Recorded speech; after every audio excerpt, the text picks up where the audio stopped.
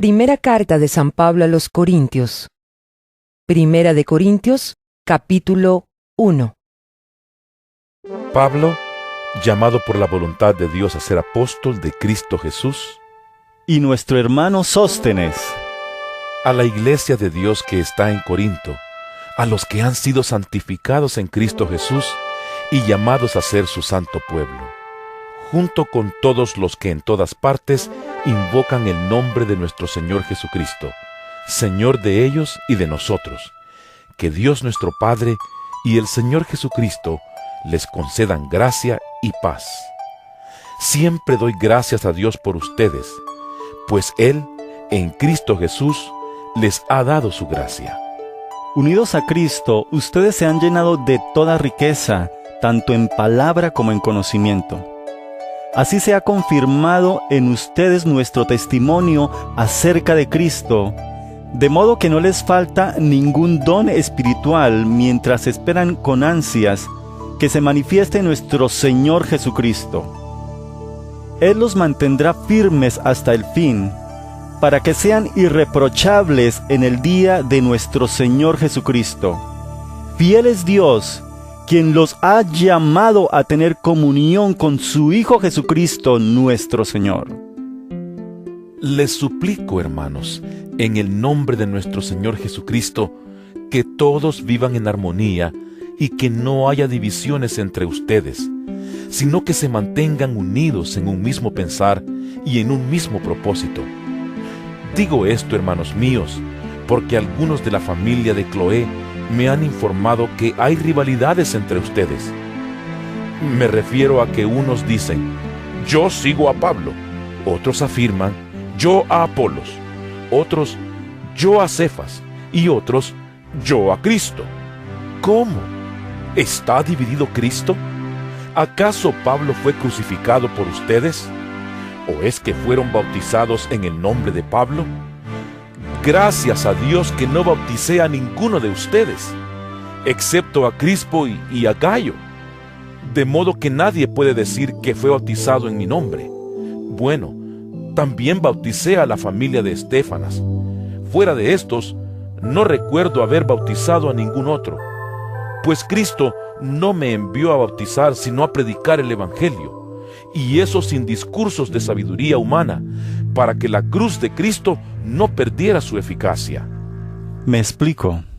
El mensaje de la cruz es una locura para los que se pierden. En cambio, para los que se salvan, es decir, para nosotros, este mensaje es el poder de Dios, pues está escrito: destruiré la sabiduría de los sabios, frustraré la inteligencia de los inteligentes. ¿Dónde está el sabio? ¿Dónde el erudito? ¿Dónde el filósofo de esta época? ¿No ha convertido Dios en locura la sabiduría de este mundo? Ya que Dios en su sabio designio dispuso que el mundo no lo conociera mediante la sabiduría humana, tuvo a bien salvar mediante la locura de la predicación a los que creen. Los judíos piden señales milagrosas y los gentiles buscan sabiduría, mientras que nosotros predicamos a Cristo crucificado. Este mensaje es motivo de tropiezo para los judíos y es locura para los gentiles. Pero para los que Dios ha llamado, lo mismo judíos que gentiles, Cristo es el poder de Dios y la sabiduría de Dios. Pues la locura de Dios es más sabia que la sabiduría humana, y la debilidad de Dios es más fuerte que la fuerza humana. Hermanos, consideren su propio llamamiento. No muchos de ustedes son sabios según criterios meramente humanos, ni son muchos los poderosos, ni muchos los de noble cuna. Pero Dios escogió lo insensato del mundo para avergonzar a los sabios, y escogió lo débil del mundo para avergonzar a los poderosos. También escogió Dios lo más bajo y despreciado, y lo que no es nada, para anular lo que es, a fin de que en su presencia nadie pueda jactarse. Pero gracias a Él, ustedes están unidos a Cristo Jesús, a quien Dios ha hecho nuestra sabiduría, es decir, nuestra justificación, santificación y redención, para que, como está escrito, si alguien ha de gloriarse, que se gloríe en el Señor. Primera de Corintios, capítulo 2. Yo mismo, hermanos, cuando fui a anunciarles el testimonio de Dios, no lo hice con gran elocuencia y sabiduría. Me propuse más bien, estando entre ustedes, no saber de cosa alguna excepto de Jesucristo y de éste crucificado. Es más, me presenté ante ustedes con tanta debilidad que temblaba de miedo. No les hablé ni les prediqué con palabras sabias y elocuentes, sino con demostración del poder del Espíritu, para que la fe de ustedes no dependiera de la sabiduría humana, sino del poder de Dios. En cambio, hablamos con sabiduría entre los que han alcanzado madurez, pero no con la sabiduría de este mundo, ni con la de sus gobernantes, los cuales terminarán en nada. Más bien, exponemos el misterio de la sabiduría de Dios, una sabiduría que ha estado escondida y que Dios había destinado para nuestra gloria desde la eternidad. Ninguno de los gobernantes de este mundo la entendió, porque de haberla entendido, no habrían crucificado al Señor de la gloria. Sin embargo, como está escrito, ningún ojo ha visto, ningún oído ha escuchado, ninguna mente humana ha concebido lo que Dios ha preparado para quienes lo aman. Ahora bien, Dios nos ha revelado esto por medio de su Espíritu, pues el Espíritu lo examina todo, hasta las profundidades de Dios. En efecto, ¿quién conoce los pensamientos del ser humano sino su propio espíritu que está en él? Asimismo, nadie conoce los pensamientos de Dios sino el Espíritu de Dios. Nosotros no hemos recibido el espíritu del mundo, sino el Espíritu que procede de Dios, para que entendamos lo que por su gracia Él nos ha concedido. Esto es precisamente de lo que hablamos, no con las palabras que enseña la sabiduría humana, sino con las que enseña el Espíritu. De modo que expresamos verdades espirituales en términos espirituales. El que no tiene el Espíritu no acepta lo que procede del Espíritu de Dios, pues para él es locura. No puede entenderlo porque hay que discernirlo espiritualmente. En cambio, el que es espiritual lo juzga todo, aunque él mismo no está sujeto al juicio de nadie. Porque, ¿quién ha conocido la mente del Señor para que pueda instruirlo? Nosotros, por nuestra parte, tenemos la mente de Cristo. Primera de Corintios, capítulo 3. Yo, hermanos, no pude dirigirme a ustedes como espirituales, sino como a inmaduros, apenas niños en Cristo. Les di leche porque no podían asimilar alimento sólido, ni pueden todavía, pues aún son inmaduros. Mientras haya entre ustedes celos y contiendas, ¿no serán inmaduros? ¿Acaso no se están comportando según criterios meramente humanos? Cuando uno afirma, yo sigo a Pablo, y otro, yo sigo a Apolos, ¿no es porque están actuando con criterios humanos? Después de todo, ¿qué es Apolos? ¿Y qué es Pablo? Nada más que servidores por medio de los cuales ustedes llegaron a creer, según lo que el Señor le asignó a cada uno. Yo sembré, Apolos regó, pero Dios ha dado el crecimiento. Así que no cuenta ni el que siembra ni el que riega, sino solo Dios, quien es el que hace crecer.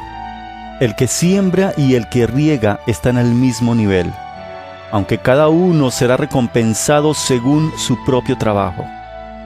En efecto, nosotros somos colaboradores al servicio de Dios, y ustedes son el campo de cultivo de Dios, son el edificio de Dios. Según la gracia que Dios me ha dado, yo, como maestro constructor, eché los cimientos, y otro construye sobre ellos. Pero cada uno tenga cuidado de cómo construye, porque nadie puede poner un fundamento diferente del que ya está puesto, que es Jesucristo. Si alguien construye sobre este fundamento, ya sea con oro, plata y piedras preciosas, o con madera, heno y paja, su obra se mostrará tal cual es, pues el día del juicio la dejará al descubierto. El fuego la dará a conocer y pondrá a prueba la calidad del trabajo de cada uno. Si lo que alguien ha construido permanece, recibirá su recompensa. Pero si su obra es consumida por las llamas, él sufrirá pérdida. Será salvo, pero como quien pasa por el fuego. ¿No saben que ustedes son templo de Dios y que el Espíritu de Dios habita en ustedes? Si alguno destruye el templo de Dios, él mismo será destruido por Dios, porque el templo de Dios es sagrado y ustedes son ese templo. Que nadie se engañe. Si alguno de ustedes se cree sabio según las normas de esta época, hágase ignorante para así llegar a ser sabio. Porque a los ojos de Dios, la sabiduría de este mundo es locura, como está escrito. Él atrapa a los sabios en su propia astucia. Y también dice, el Señor conoce los pensamientos de los sabios y sabe que son absurdos. Por lo tanto, que nadie base su orgullo en el hombre. Al fin y al cabo, todo es de ustedes, ya sea Pablo o Apolos o Cefas o el universo o la vida o la muerte o lo presente o lo porvenir. Todo es de ustedes y ustedes son de Cristo y Cristo es de Dios. Primera de Corintios, capítulo 4. Que todos nos consideren servidores de Cristo, encargados de administrar los misterios de Dios. Ahora bien, a los que reciben un encargo se les exige que demuestren ser dignos de confianza. Por mi parte, muy poco me preocupa que me juzguen ustedes o cualquier tribunal humano. Es más, ni siquiera me juzgo a mí mismo, porque aunque la conciencia no me remuerde, no por eso quedo absuelto. El que me juzga es el Señor. Por lo tanto, no juzguen nada antes de tiempo. Esperen hasta que venga el Señor. Él sacará a la luz lo que está oculto en la oscuridad y pondrá al descubierto las intenciones de cada corazón.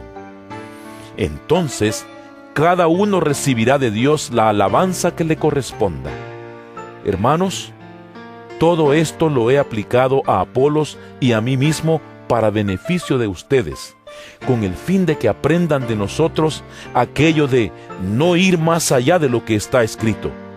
Así ninguno de ustedes podrá engreírse de haber favorecido al uno en perjuicio del otro. ¿Quién te distingue de los demás? ¿Qué tienes que no hayas recibido? Y si lo recibiste, ¿por qué presumes como si no te lo hubieran dado? Ya tienen todo lo que desean, ya se han enriquecido, han llegado a ser reyes y eso sin nosotros. Ojalá fueran de veras reyes para que también nosotros reináramos con ustedes. Por lo que veo, a nosotros los apóstoles, Dios nos ha hecho desfilar en el último lugar, como a los sentenciados a muerte. Hemos llegado a ser un espectáculo para todo el universo, tanto para los ángeles como para los hombres. Por causa de Cristo, nosotros somos los ignorantes. Ustedes, en Cristo, son los inteligentes. Los débiles somos nosotros. Los fuertes son ustedes. A ustedes se les estima, a nosotros se nos desprecia. Hasta el momento pasamos hambre, tenemos sed, nos falta ropa, se nos maltrata, no tenemos dónde vivir. Con estas manos nos matamos trabajando. Si nos maldicen, bendecimos. Si nos persiguen, los soportamos. Si nos calumnian, los tratamos con gentileza. Se nos considera la escoria de la tierra, la basura del mundo, y así hasta el día de hoy. No les escribo esto para avergonzarlos, sino para amonestarlos, como a hijos míos amados. De hecho, aunque tuvieran ustedes miles de tutores en Cristo, padres sí que no tienen muchos, porque mediante el Evangelio yo fui el Padre que los engendró en Cristo Jesús. Por tanto, les ruego que sigan mi ejemplo. Con este propósito les envié a Timoteo, mi amado y fiel hijo en el Señor. Él les recordará mi manera de comportarme en Cristo Jesús, como enseño por todas partes y en todas las iglesias. Ahora bien, algunos de ustedes se han vuelto presuntuosos, pensando que no iré a verlos. Lo cierto es que, si Dios quiere, iré a visitarlos muy pronto, y ya veremos no solo cómo hablan, sino cuánto poder tienen esos presumidos. Porque el reino de Dios no es cuestión de palabras, sino de poder. ¿Qué prefieren? ¿Que vaya a verlos con un látigo o con amor y espíritu apacible? Primera de Corintios capítulo 5. Es ya del dominio público que hay entre ustedes un caso de inmoralidad sexual que ni siquiera entre los paganos se tolera. A saber, que uno de ustedes tiene por mujer a la esposa de su padre, y de esto se sienten orgullosos. ¿No debieran más bien haber lamentado lo sucedido y expulsado de entre ustedes al que hizo tal cosa? Yo, por mi parte, aunque no estoy físicamente entre ustedes, sí estoy presente en espíritu, y ya he juzgado como si estuviera presente al que cometió ese pecado. Cuando se reúnan en el nombre de nuestro Señor Jesús, y con su poder yo los acompañe en espíritu, entreguen a este hombre a Satanás para destrucción de su naturaleza pecaminosa, a fin de que su espíritu sea salvo en el día del Señor. Hacen mal en jactarse. ¿No se dan cuenta de que un poco de levadura hace fermentar toda la masa? Desháganse de la vieja levadura para que sean masa nueva, panes sin levadura como lo son en realidad. Porque Cristo, nuestro Cordero Pascual, ya ha sido sacrificado. Así que celebremos nuestra Pascua no con la vieja levadura, que es la malicia y la perversidad, sino con pan sin levadura, que es la sinceridad y la verdad. Por carta ya les he dicho que no se relacionen con personas inmorales. Por supuesto, no me refería a la gente inmoral de este mundo, ni a los avaros, estafadores o idólatras. En tal caso, tendrían ustedes que salirse de este mundo. Pero en esta carta, quiero aclararles que no deben relacionarse con nadie que, llamándose hermano, sea inmoral o avaro, idólatra, calumniador, borracho o estafador. Con tal persona ni siquiera deben juntarse para comer. ¿Acaso me toca a mí juzgar a los de afuera? ¿No son ustedes los que deben juzgar a los de adentro? Dios juzgará a los de afuera. Expulsen al malvado de entre de ustedes. Primera de Corintios capítulo 6. Si alguno de ustedes tiene un pleito con otro, ¿cómo se atreve a presentar demanda ante los inconversos en vez de acudir a los creyentes? ¿Acaso no saben que los creyentes juzgarán al mundo?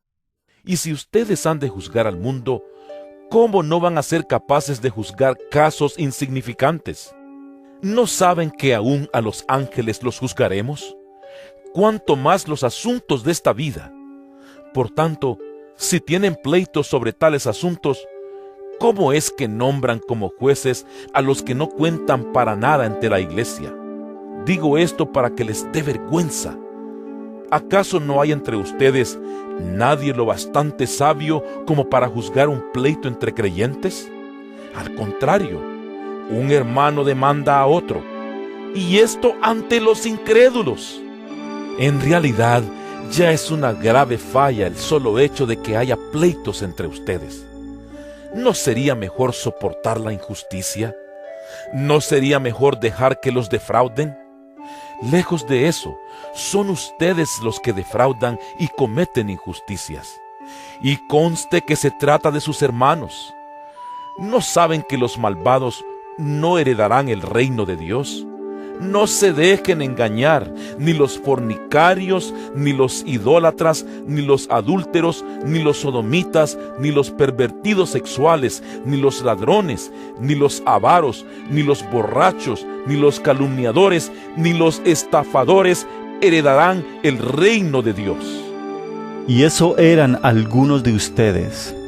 Pero ya han sido lavados, ya han sido santificados, ya han sido justificados en el nombre del Señor Jesucristo y por el Espíritu de nuestro Dios. Todo me está permitido, pero no todo es para mi bien. Todo me está permitido, pero no dejaré que nada me domine.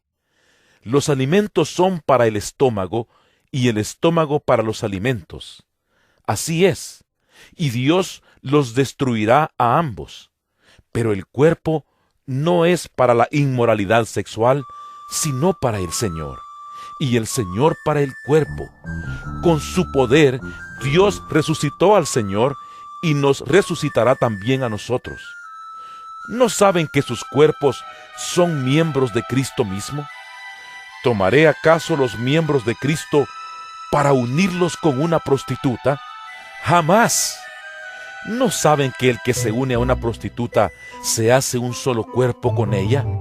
Pues la Escritura dice, los dos llegarán a ser un solo cuerpo, pero el que se une al Señor se hace uno con Él en espíritu.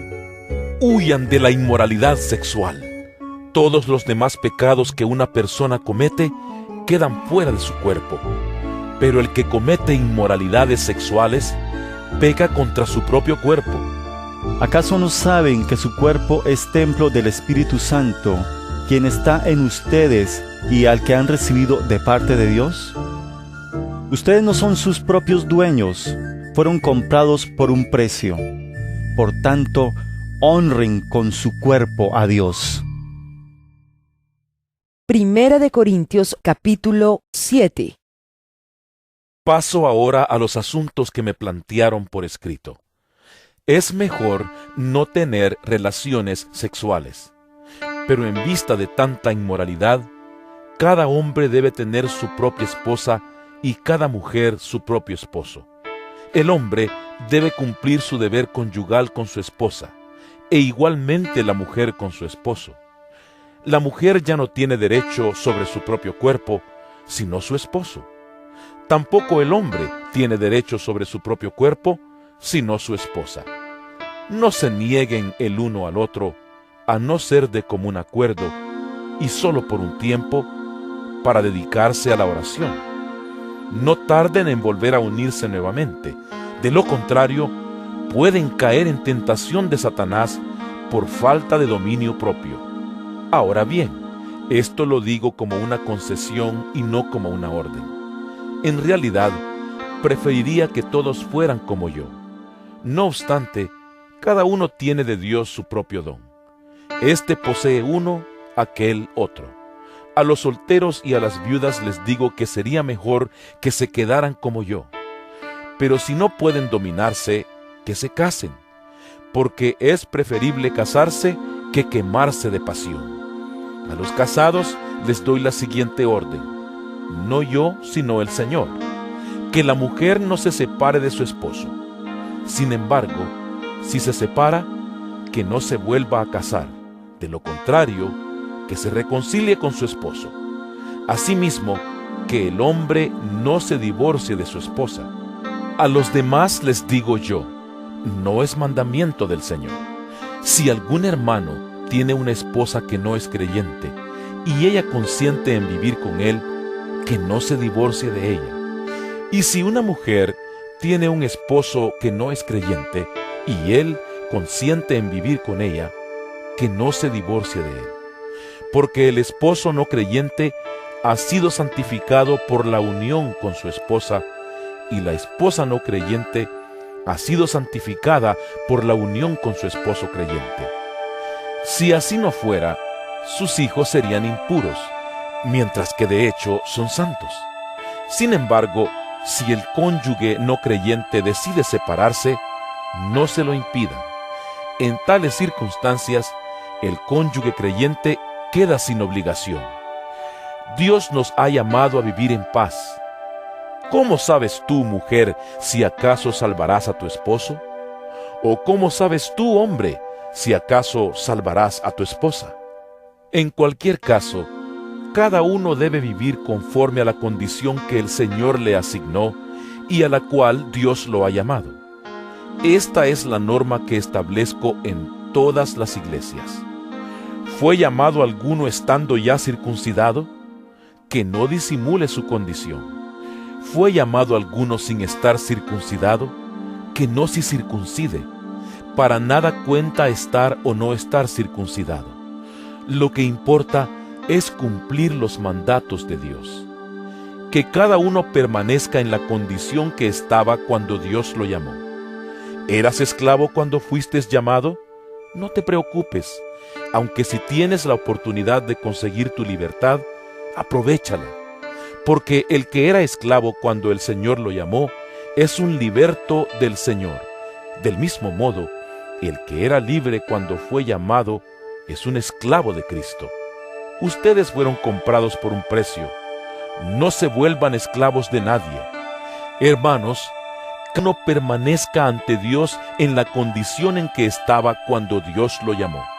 En cuanto a las personas solteras, no tengo ningún mandato del Señor, pero doy mi opinión como quien, por la misericordia del Señor, es digno de confianza. Pienso que, a causa de la crisis actual, es bueno que cada persona se quede como está. ¿Estás casado? No procures divorciarte. ¿Estás soltero? No busques esposa. Pero si te casas, no pecas. Y si una joven se casa, tampoco comete pecado. Sin embargo, los que se casan tendrán que pasar por muchos aprietos y yo quiero evitárselos. Lo que quiero decir, hermanos, es que nos queda poco tiempo. De aquí en adelante, los que tienen esposa deben vivir como si no la tuvieran. Los que lloran, como si no lloraran. Los que se alegran, como si no se alegraran. Los que compran algo, como si no lo poseyeran. Los que disfrutan de las cosas de este mundo, como si no disfrutaran de ellas, porque este mundo, en su forma actual, está por desaparecer. Yo preferiría que estuvieran libres de preocupaciones. El soltero se preocupa de las cosas del Señor y de cómo agradarlo, pero el casado se preocupa de las cosas de este mundo y de cómo agradar a su esposa. Sus intereses están divididos. La mujer no casada, lo mismo que la joven soltera, se preocupa de las cosas del Señor, se afana por consagrarse al Señor, tanto en cuerpo como en espíritu. Pero la casada se preocupa de las cosas de este mundo y de cómo agradar a su esposo. Les digo esto por su propio bien, no para ponerles restricciones, sino para que vivan con decoro y plenamente dedicados al Señor. Si alguno piensa que no está tratando a su prometida como es debido, y ella ha llegado ya a su madurez, por lo cual él se siente obligado a casarse, que lo haga. Con eso no peca, que se case. Pero el que se mantiene firme en su propósito y no está dominado por sus impulsos, sino que domina su propia voluntad, y ha resuelto no casarse con su prometida, también hace bien. De modo que el que se casa con su prometida hace bien, pero el que no se casa hace mejor. La mujer está ligada a su esposo mientras él vive, pero si el esposo muere, ella queda libre para casarse con quien quiera, con tal de que sea en el Señor. En mi opinión, ella será más feliz si no se casa, y creo que yo también tengo el Espíritu de Dios. Primera de Corintios capítulo 8. En cuanto a lo sacrificado a los ídolos, es cierto que todos tenemos conocimiento. El conocimiento envanece, mientras que el amor edifica. El que cree que sabe algo, todavía no sabe como debiera saber. Pero el que ama a Dios es conocido por Él. De modo que, en cuanto a comer lo sacrificado a los ídolos, sabemos que un ídolo no es absolutamente nada, y que hay un solo Dios. Pues aunque haya los así llamados dioses, ya sea en el cielo o en la tierra, y por cierto que hay muchos dioses y muchos señores, para nosotros no hay más que un solo Dios, el Padre, de quien todo procede y para el cual vivimos, y no hay más que un solo Señor, es decir, Jesucristo, por quien todo existe y por medio del cual vivimos. Pero no todos tienen conocimiento de esto. Algunos siguen tan acostumbrados a los ídolos que comen carne a sabiendas de que ha sido sacrificada a un ídolo, y su conciencia se contamina por ser débil. Pero lo que comemos no nos acerca a Dios. No somos mejores por comer, ni peores por no comer. Sin embargo, tengan cuidado de que su libertad no se convierta en motivo de tropiezo para los débiles. Porque si alguien de conciencia débil te ve a ti, que tienes este conocimiento, comer en el templo de un ídolo, ¿no se sentirá animado a comer lo que ha sido sacrificado a los ídolos? Entonces ese hermano débil, por quien Cristo murió, se perderá a causa de tu conocimiento.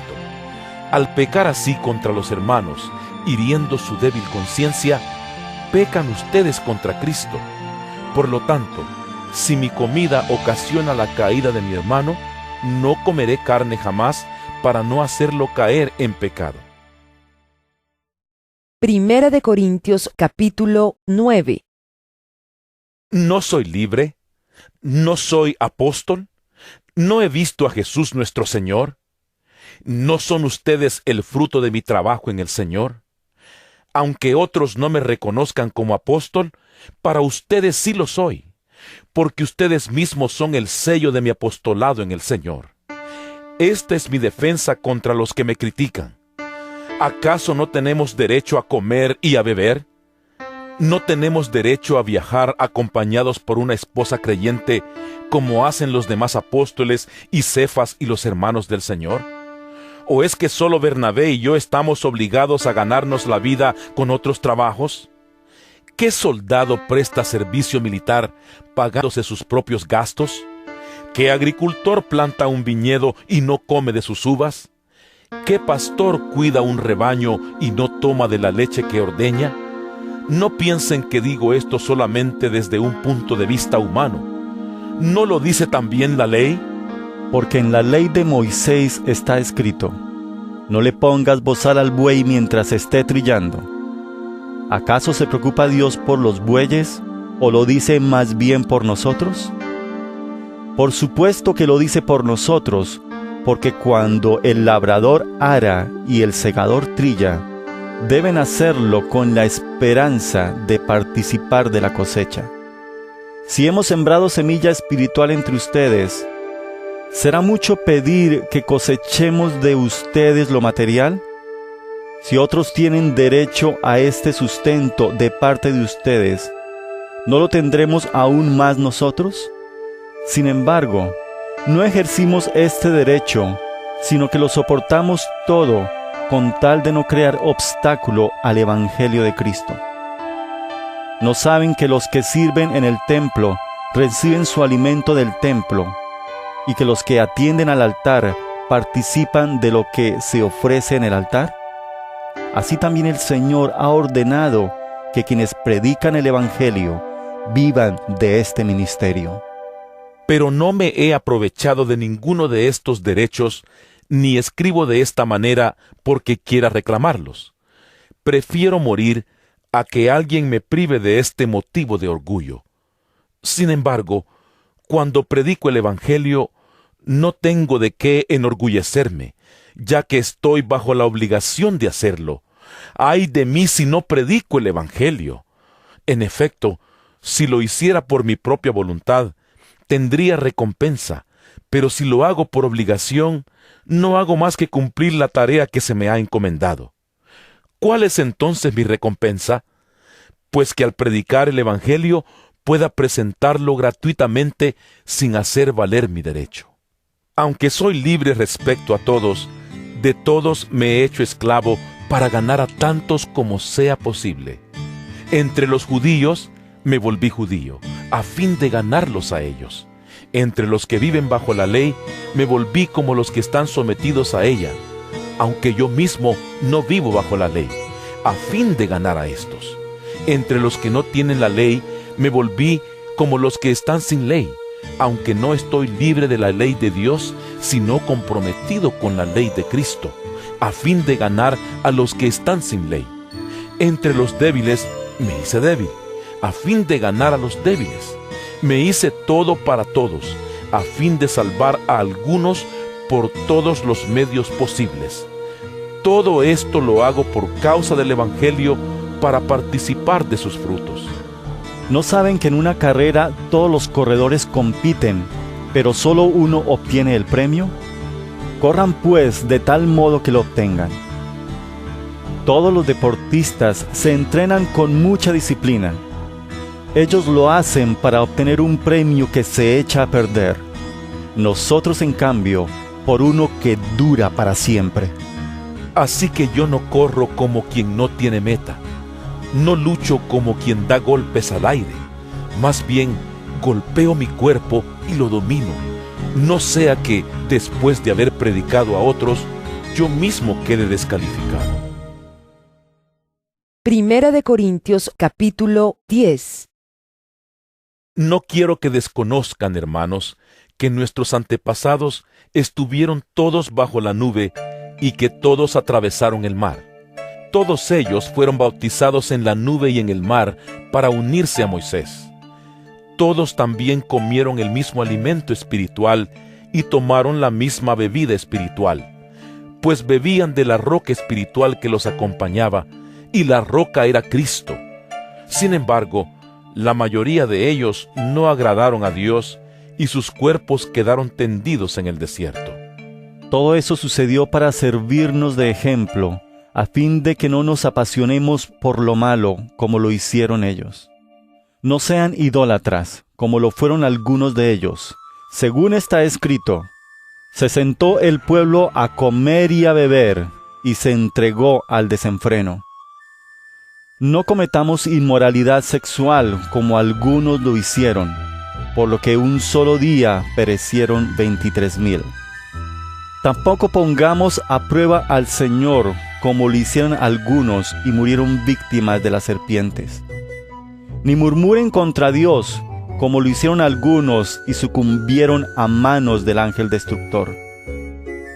Todo eso les sucedió para servir de ejemplo, y quedó escrito para advertencia nuestra, pues a nosotros nos ha llegado el fin de los tiempos. Por lo tanto, si alguien piensa que está firme, tenga cuidado de no caer. Ustedes no han sufrido ninguna tentación que no sea común al género humano. Pero Dios es fiel y no permitirá que ustedes sean tentados más allá de lo que puedan aguantar. Más bien, cuando llegue la tentación, Él les dará también una salida, a fin de que puedan resistir. Por tanto, mis queridos hermanos, huyan de la idolatría. Me dirijo a personas sensatas. Juzguen ustedes mismos lo que digo. Esa copa de bendición por la cual damos gracias, ¿no significa que entramos en comunión con la sangre de Cristo? Ese pan que partimos, ¿no significa que entramos en comunión con el cuerpo de Cristo? Hay un solo pan del cual todos participamos. Por eso, aunque somos muchos, formamos un solo cuerpo. Consideren al pueblo de Israel como tal. ¿No entran en comunión con el altar los que comen de lo sacrificado? ¿Qué quiero decir con esta comparación? ¿Que el sacrificio que los gentiles ofrecen a los ídolos sea algo, o que el ídolo mismo sea algo? No, sino que cuando ellos ofrecen sacrificios, lo hacen para los demonios, no para Dios. Y no quiero que ustedes entren en comunión con los demonios. No pueden beber de la copa del Señor y también de la copa de los demonios. No pueden participar de la mesa del Señor y también de la mesa de los demonios. ¿O vamos a provocar a celos al Señor? ¿Somos acaso más fuertes que Él? Todo está permitido, pero no todo es provechoso. Todo está permitido, pero no todo es constructivo. Que nadie busque sus propios intereses, sino los del prójimo. Coman de todo lo que se vende en la carnicería, sin preguntar nada por motivos de conciencia. Porque del Señor es la tierra y todo cuanto hay en ella. Si algún incrédulo los invita a comer y ustedes aceptan la invitación, coman de todo lo que les sirvan sin preguntar nada por motivos de conciencia. Ahora bien, si alguien les dice, esto ha sido ofrecido en sacrificio a los ídolos, entonces no lo coman por consideración al que se lo mencionó y por motivos de conciencia. Me refiero a la conciencia del otro, no a la de ustedes. ¿Por qué se ha de juzgar mi libertad de acuerdo con la conciencia ajena? Si con gratitud participo de la comida, ¿me van a condenar por comer algo por lo cual doy gracias a Dios? En conclusión, ya sea que coman o beban o hagan cualquier otra cosa, háganlo todo para la gloria de Dios. No hagan tropezar a nadie, ni a judíos, ni a gentiles, ni a la iglesia de Dios. Hagan como yo, que procuro agradar a todos en todo. No busco mis propios intereses, sino los de los demás, para que sean salvos. Primera de Corintios capítulo 11. Imítenme a mí como yo imito a Cristo. Los elogio porque se acuerdan de mí en todo y retienen las enseñanzas tal como se las transmití. Ahora bien, quiero que entiendan que Cristo es cabeza de todo hombre, mientras que el hombre es cabeza de la mujer y Dios es cabeza de Cristo. Todo hombre que ora o profetiza con la cabeza cubierta deshonra al que es su cabeza. En cambio, toda mujer que ora o profetiza con la cabeza descubierta deshonra al que es su cabeza. Es como si estuviera rasurada. Si la mujer no se cubre la cabeza, que se corte también el cabello. Pero si es vergonzoso para la mujer tener el pelo corto o la cabeza rasurada, que se la cubra. El hombre no debe cubrirse la cabeza, ya que él es imagen y gloria de Dios, mientras que la mujer es gloria del hombre. De hecho, el hombre no procede de la mujer, sino la mujer del hombre. Ni tampoco fue creado el hombre a causa de la mujer, sino la mujer a causa del hombre. Por esta razón y a causa de los ángeles, la mujer debe llevar sobre la cabeza señal de autoridad. Sin embargo, en el Señor, ni la mujer existe aparte del hombre, ni el hombre aparte de la mujer. Porque así como la mujer procede del hombre, también el hombre nace de la mujer. Pero todo proviene de Dios. Juzguen ustedes mismos. ¿Es apropiado que la mujer ore a Dios sin cubrirse la cabeza? ¿No les enseña el mismo orden natural de las cosas que es una vergüenza para el hombre dejarse crecer el cabello, mientras que es una gloria para la mujer llevar cabello largo? Es que a ella se le ha dado su cabellera como velo. Si alguien insiste en discutir este asunto, tenga en cuenta que nosotros no tenemos otra costumbre, ni tampoco las iglesias de Dios. Al darles las siguientes instrucciones, no puedo elogiarlos, ya que sus reuniones traen más perjuicio que beneficio. En primer lugar, oigo decir que cuando se reúnen como iglesia, hay divisiones entre ustedes, y hasta cierto punto lo creo. Sin duda, tiene que haber grupos sectarios entre ustedes para que se demuestre quiénes cuentan con la aprobación de Dios. De hecho, cuando se reúnen, ya no es para comer la cena del Señor, porque cada uno se adelanta a comer su propia cena, de manera que unos se quedan con hambre mientras otros se emborrachan. ¿Acaso no tienen casas donde comer y beber? ¿O es que menosprecian a la iglesia de Dios y quieren avergonzar a los que no tienen nada? ¿Qué les diré? ¿Voy a elogiarlos por esto? ¡Claro que no! Yo recibí del Señor lo mismo que les transmití a ustedes, que el Señor Jesús, la noche en que fue traicionado, tomó pan, y después de dar gracias, lo partió y dijo: Este pan es mi cuerpo, que por ustedes entrego. Hagan esto en memoria de mí.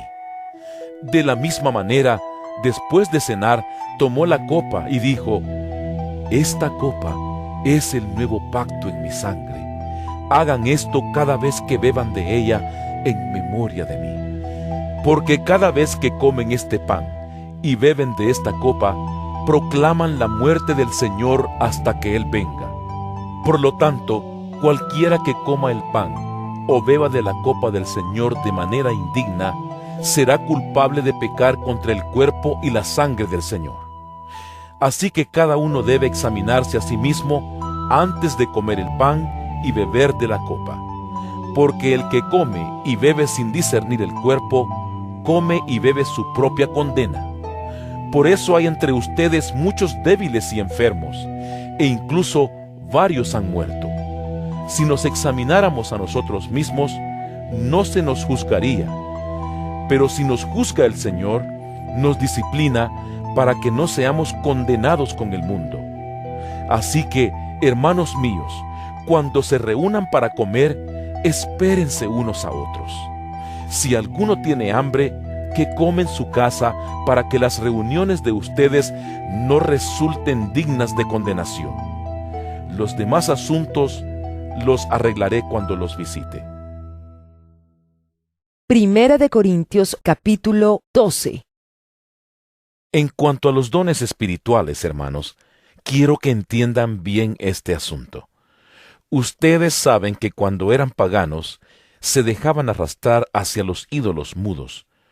Por eso les advierto que nadie que esté hablando por el Espíritu de Dios puede maldecir a Jesús, ni nadie puede decir: Jesús es el Señor, sino por el Espíritu Santo.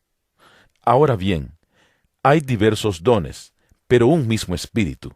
Hay diversas maneras de servir, pero un mismo Señor. Hay diversas funciones, pero es un mismo Dios el que hace todas las cosas en todos. A cada uno se le da una manifestación especial del Espíritu para el bien de los demás. A unos, Dios les da por el Espíritu palabra de sabiduría. A otros, por el mismo Espíritu, palabra de conocimiento. A otros, fe por medio del mismo Espíritu. A otros, y por ese mismo Espíritu, dones para sanar enfermos. A otros, poderes milagrosos. A otros, profecía. A otros, el discernir espíritus. A otros, el hablar en diversas lenguas. Y a otros, el interpretar lenguas.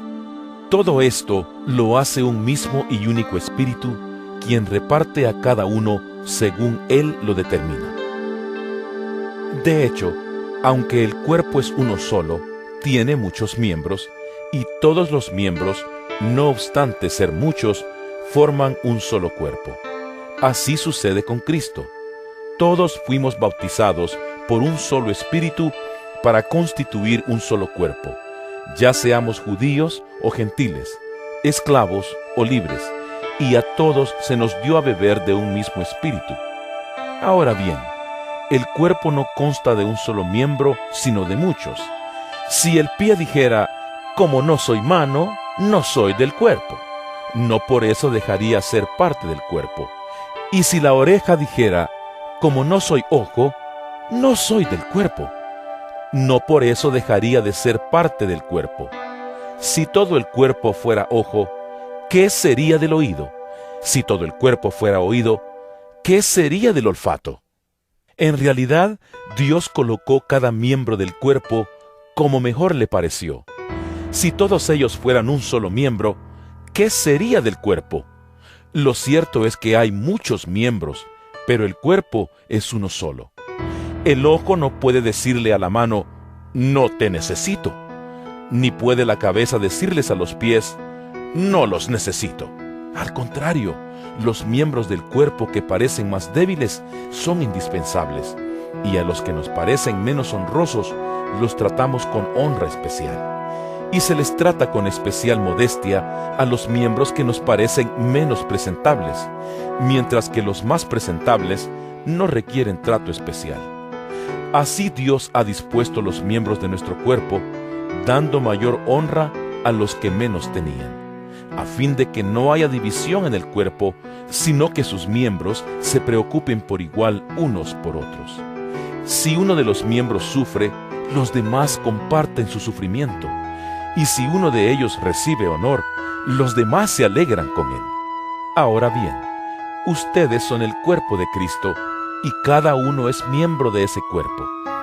En la iglesia Dios ha puesto en primer lugar apóstoles, en segundo lugar profetas, en tercer lugar maestros, luego los que hacen milagros, después los que tienen dones para sanar enfermos, los que ayudan a otros, los que administran y los que hablan en diversas lenguas.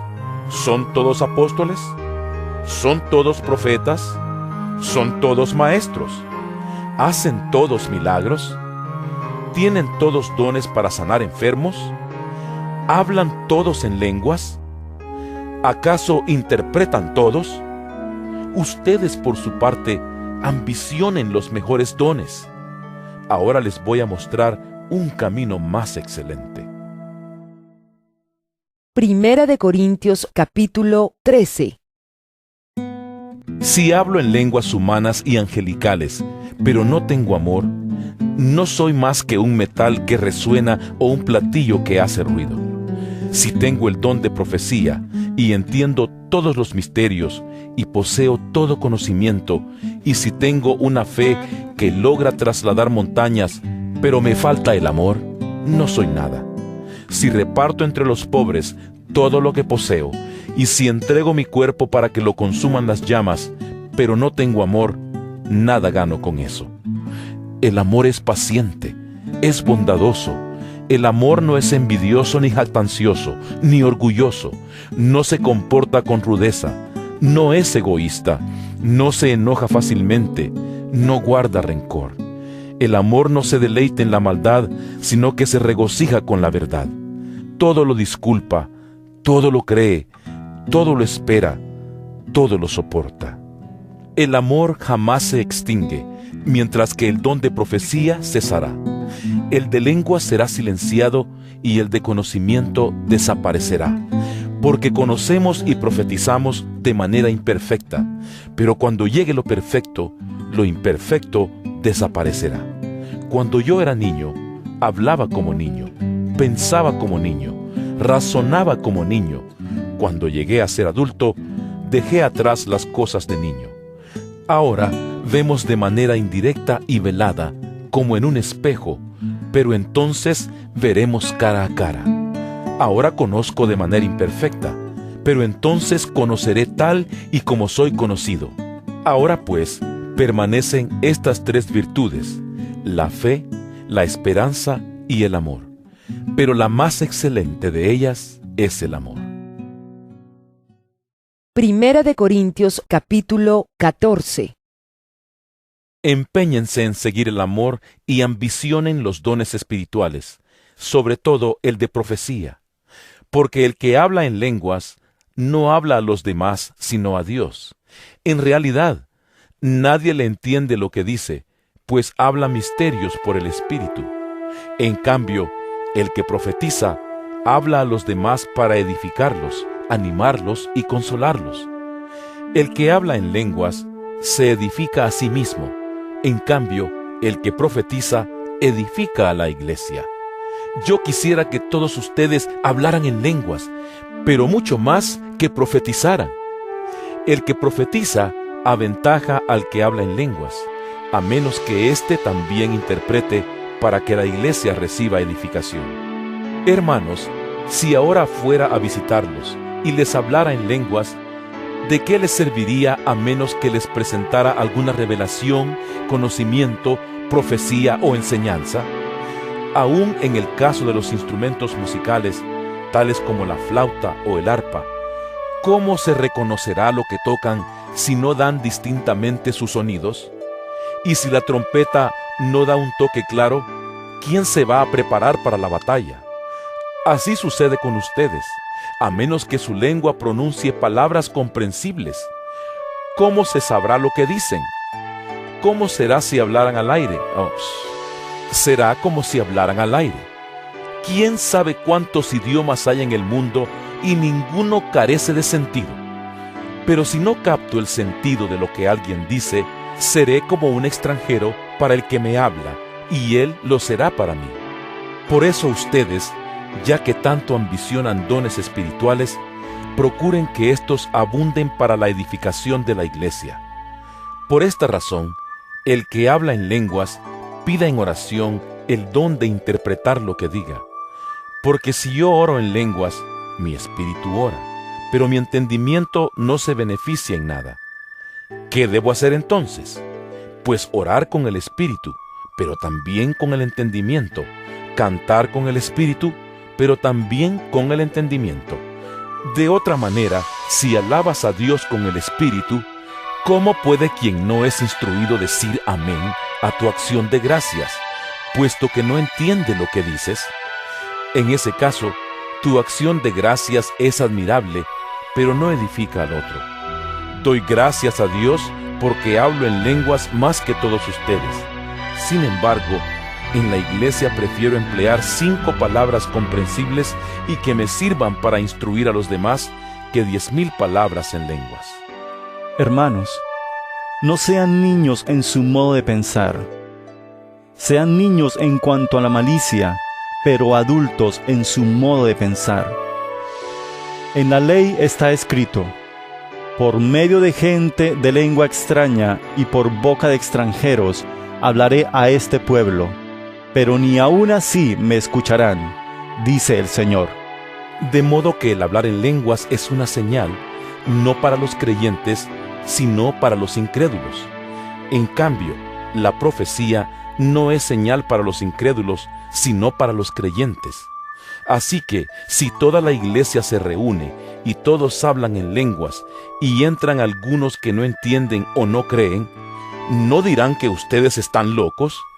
Pero si uno que no cree o uno que no entiende entra cuando todos están profetizando, se sentirá reprendido y juzgado por todos, y los secretos de su corazón quedarán al descubierto. Así que se postrará ante Dios y lo adorará exclamando: realmente Dios está entre ustedes. ¿Qué concluimos, hermanos? Que cuando se reúnan, cada uno puede tener un himno, una enseñanza, una revelación, un mensaje en lenguas o una interpretación. Todo esto debe hacerse para la edificación de la iglesia. Si se habla en lenguas, que hablen 2, o cuando mucho 3, cada uno por turno, y que alguien interprete. Si no hay intérprete, que guarden silencio en la iglesia, y cada uno hable para sí mismo y para Dios. En cuanto a los profetas, que hablen 2 o 3, y que los demás examinen con cuidado lo dicho. Si alguien que está sentado recibe una revelación, el que esté hablando ceda la palabra. Así todos pueden profetizar por turno, para que todos reciban instrucción y aliento.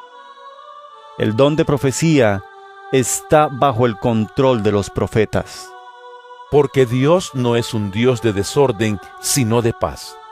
Como es costumbre en las congregaciones de los creyentes, guarden las mujeres silencio en la iglesia, pues no les está permitido hablar. Que estén sumisas como lo establece la ley. Si quieren saber algo, que se lo pregunten en casa a sus esposos, porque no está bien visto que una mujer hable en la iglesia. ¿Acaso la palabra de Dios procedió de ustedes? ¿O son ustedes los únicos que la han recibido? Si alguno se cree profeta o espiritual, reconozca que esto que les escribo es mandato del Señor. Si no lo reconoce, tampoco él será reconocido. Así que, hermanos míos, ambicionen el don de profetizar y no prohíban que se hable en lenguas, pero todo debe hacerse de una manera apropiada y con orden. Primera de Corintios capítulo 15. Ahora, hermanos, quiero recordarles el Evangelio que les prediqué, el mismo que recibieron, en el cual se mantienen firmes. Mediante este Evangelio son salvos, si se aferran a la palabra que les prediqué. De otro modo, habrán creído en vano. Porque ante todo, les transmití a ustedes lo que yo mismo recibí, que Cristo murió por nuestros pecados según las Escrituras, que fue sepultado, que resucitó al tercer día según las Escrituras, y que se apareció a Cefas y luego a los 12. Después se apareció a más de 500 hermanos a la vez, la mayoría de los cuales vive todavía, aunque algunos han muerto. Luego se apareció a Jacobo, más tarde a todos los apóstoles, y por último, como a uno nacido fuera de tiempo, se me apareció también a mí. Admito que yo soy el más insignificante de los apóstoles y que ni siquiera merezco ser llamado apóstol, porque perseguía la iglesia de Dios. Pero por la gracia de Dios soy lo que soy, y la gracia que Él me concedió no fue infructuosa. Al contrario, he trabajado con más tesón que todos ellos, aunque no yo, sino la gracia de Dios que está conmigo. En fin, ya sea que se trate de mí o de ellos, esto es lo que predicamos, y esto es lo que ustedes han creído. Ahora bien, si se predica que Cristo ha sido levantado de entre los muertos, ¿cómo dicen algunos de ustedes que no hay resurrección? Si no hay resurrección, entonces ni siquiera Cristo ha resucitado. Y si Cristo no ha resucitado, nuestra predicación no sirve para nada, como tampoco la fe de ustedes. Aún más, resultaríamos falsos testigos de Dios por haber testificado que Dios resucitó a Cristo, lo cual no habría sucedido si en verdad los muertos no resucitan. Porque si los muertos no resucitan, tampoco Cristo ha resucitado. Y si Cristo no ha resucitado, la fe de ustedes es ilusoria y todavía están en sus pecados. En ese caso, también están perdidos los que murieron en Cristo. Si la esperanza que tenemos en Cristo fuera solo para esta vida, seríamos los más desdichados de todos los mortales. Lo cierto es que Cristo ha sido levantado de entre los muertos como primicias de los que murieron. De hecho, ya que la muerte vino por medio de un hombre, también por medio de un hombre viene la resurrección de los muertos. Pues así como en Adán todos mueren, también en Cristo todos volverán a vivir, pero cada uno en su debido orden. Cristo, las primicias, después, cuando Él venga, los que le pertenecen. Entonces vendrá el fin, cuando Él entregue el reino a Dios el Padre, luego de destruir todo dominio, autoridad y poder. Porque es necesario que Cristo reine hasta poner a todos sus enemigos debajo de sus pies. El último enemigo que será destruido es la muerte, pues Dios ha sometido todo a su dominio. Al decir que todo ha quedado sometido a su dominio, es claro que no se incluye a Dios mismo, quien todo lo sometió a Cristo. Y cuando todo le sea sometido, entonces el Hijo mismo se someterá a aquel que le sometió todo, para que Dios sea todo en todos. Si no hay resurrección, ¿qué sacan los que se bautizan por los muertos?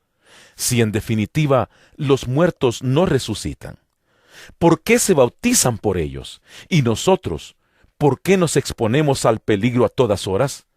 Que cada día muero, hermanos, es tan cierto como el orgullo que siento por ustedes en Cristo Jesús nuestro Señor.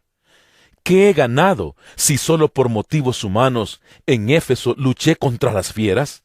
Si los muertos no resucitan, comamos y bebamos, que mañana moriremos. No se dejen engañar. Las malas compañías corrompen las buenas costumbres. Vuelvan a su sano juicio como conviene y dejen de pecar. En efecto, hay algunos de ustedes que no tienen conocimiento de Dios. Para vergüenza de ustedes lo digo.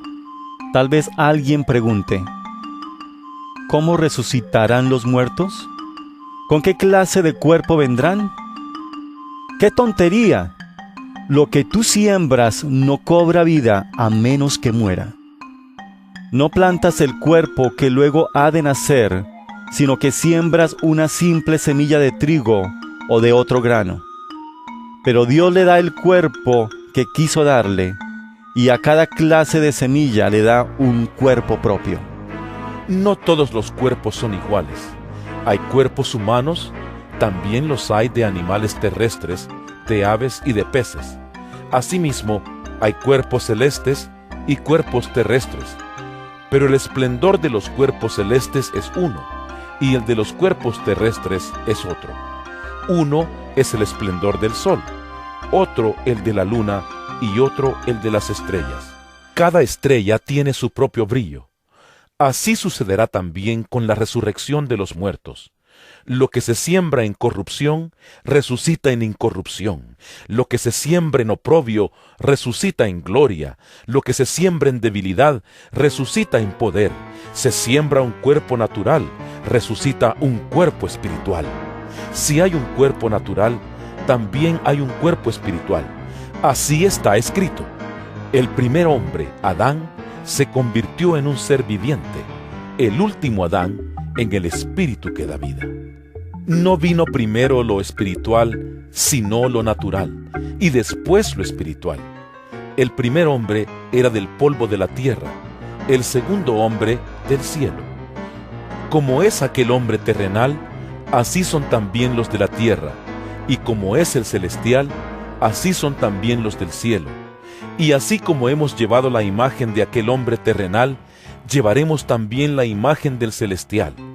Les declaro, hermanos, que el cuerpo mortal no puede heredar el reino de Dios, ni lo corruptible puede heredar lo incorruptible. Fíjense bien en el misterio que les voy a revelar. No todos moriremos, pero todos seremos transformados en un instante, en un abrir y cerrar de ojos, al toque final de la trompeta. Pues sonará la trompeta y los muertos resucitarán con un cuerpo incorruptible, y nosotros seremos transformados, porque lo corruptible tiene que revestirse de lo incorruptible y lo mortal de inmortalidad. Cuando lo corruptible se revista de lo incorruptible y lo mortal de inmortalidad, entonces se cumplirá lo que está escrito: la muerte ha sido devorada por la victoria. ¿Dónde está, oh muerte, tu victoria? ¿Dónde está, oh muerte, tu aguijón? El aguijón de la muerte es el pecado, y el poder del pecado es la ley. Pero gracias a Dios que nos da la victoria por medio de nuestro Señor Jesucristo. Por lo tanto, mis queridos hermanos, manténganse firmes e inconmovibles, progresando siempre en la obra del Señor, conscientes de que su trabajo en el Señor no es en vano. Primera de Corintios, capítulo 16. En cuanto a la colecta para los creyentes, sigan las instrucciones que di a las iglesias de Galacia. El primer día de la semana, cada uno de ustedes aparte y guarde algún dinero conforme a sus ingresos, para que no se tengan que hacer colectas cuando yo vaya. Luego, cuando llegue, daré cartas de presentación a los que ustedes hayan aprobado y los enviaré a Jerusalén con los donativos que hayan recogido. Si conviene que yo también vaya, iremos juntos. Después de pasar por Macedonia, pues tengo que atravesar esa región, iré a verlos.